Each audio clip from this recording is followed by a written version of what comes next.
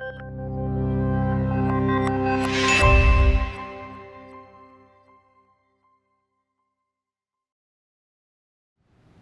everyone, I'm Faith.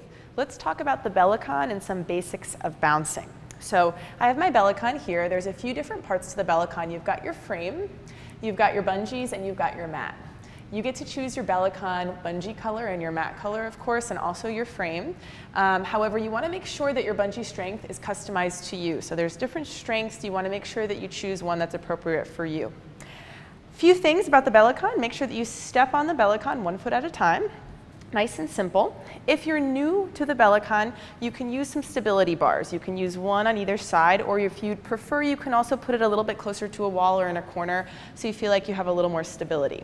As far as the size goes, if you have the room for it, a little bit more space gives you a little bit more freedom to bounce. But if you don't, the smaller sizes are great as well. I have one of those at home and I really enjoy it.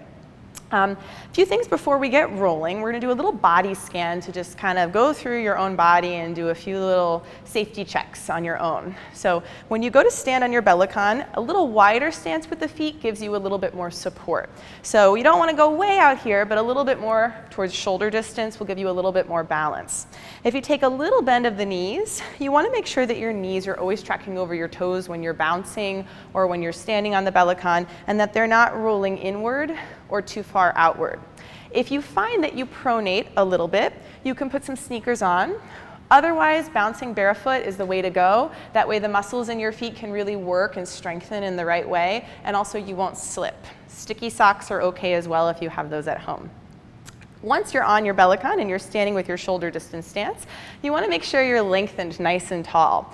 Your gaze, if you can stay right at eye level, is exactly the way to go. If you look down, you'll feel like you'll go a little bit towards the floor. If you look too high up, you'll feel like you go a little bit back. So just thinking of the horizon, I always think like the horizon's right in front of me and I try to look outward, and that really helps. We want to try to relax the shoulders, really let them go easy. I know for me, I hold a lot of shoulder tension during the day if I don't do my rebounding, so I try to really let those guys go as much as possible.